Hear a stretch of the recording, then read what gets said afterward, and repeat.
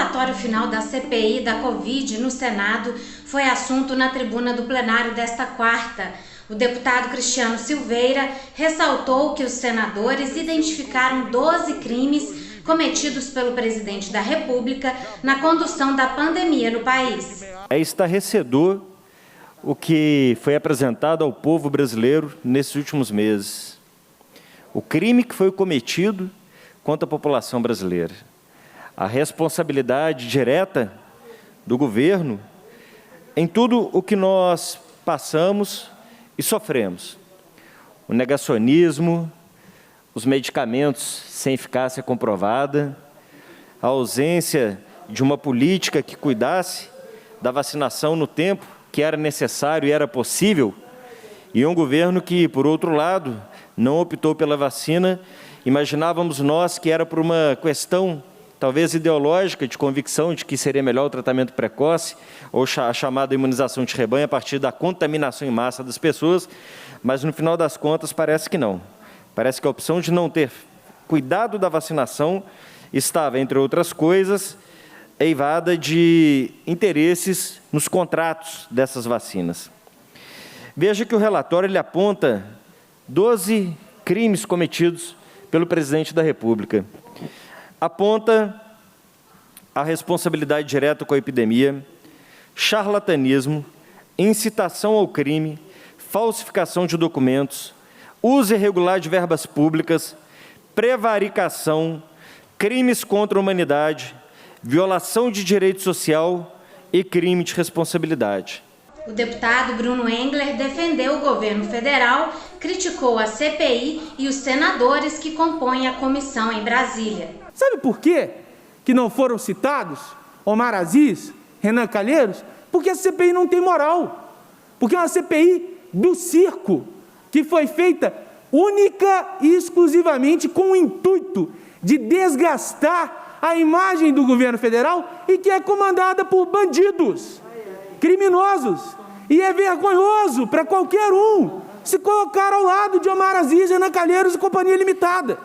Então a gente fala da gravidade do relatório da CPI, ou relatório da CPI, mas a gente não fala dos responsáveis, porque realmente não tem credibilidade e moral nenhuma aqueles que estão à frente dessa CPI absolutamente vexatória. E os deputados Betão e Cleitinho Azevedo criticaram o regime de recuperação fiscal proposto pela União e a intenção do governo de Minas de aderir a esse regime que impõe uma série de restrições e perdas aos servidores públicos se Minas Gerais aprovar a proposta, que tramita na Assembleia. O regime prevê a negociação da dívida do Estado com a União. É antecipar a reforma administrativa que o Bolsonaro está querendo fazer, que está acabando com os serviços públicos. Não vai ter concurso público. Vai acabar com a carreira do servidor. À medida que o servidor vai se aposentando, se não abrir concurso público, você não repõe, né, esses servidores. Congelamento de salários. Atenção, gente. Congelamento de salários no regime de recuperação fiscal por pelo menos 9 anos. Então, essa proposta, além das privatizações, então uma proposta que sequer deveria ter sido enviada para ser apreciada nessa casa.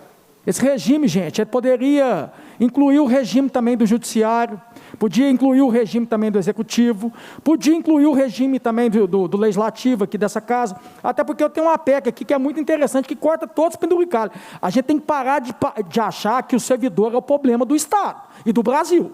Servidor nunca foi problema do Estado e do Brasil.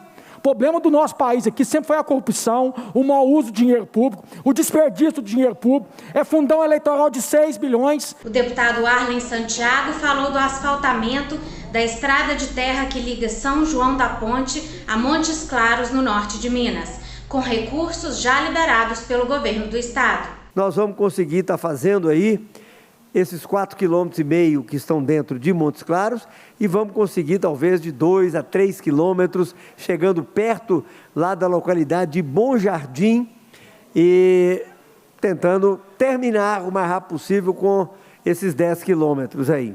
O asfalto em estradas de 10 distritos de Montes Claros também foi comemorado pelo deputado Carlos Pimenta.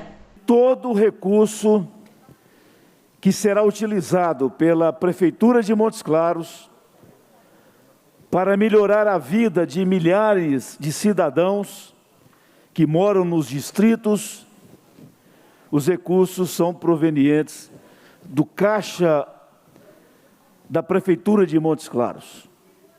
Não há nenhuma mágica, não há nenhuma ajuda de qualquer tipo de governo, estadual ou federal. Existe apenas a aplicação correta, a aplicação honesta, a aplicação dos nossos recursos, do povo da nossa cidade, da cidade de Montes Claros, para poder levar o asfaltamento das vias de acesso de 10 distritos. O plenário ainda recebeu 2 mensagens do governador com regimes especiais de tributação de ICMS a setores da economia mineira. Ainda na reunião foram lidos os pareceres contrários aos 3 vetos do governador a propostas aprovadas pela Assembleia. Os relatores recomendam que o plenário rejeite os vetos. Um deles proíbe a celebração de convênio do Estado com organizações sociais na área da saúde, para gerenciar ou executar ações e serviços da pasta em unidades hospitalares. Outro também trata de vedações à celebração de parceria entre a administração pública e organizações da sociedade civil em algumas atividades voltadas ou vinculadas a serviços de saúde, educação e segurança. O último veto na pauta trata de um projeto que disciplina o marketing direto e cria lista pública de consumidor com o objetivo de limitar horários e dias para empresas fazerem ligações a consumidores. A previsão é de que esses vetos sejam votados nesta quinta-feira.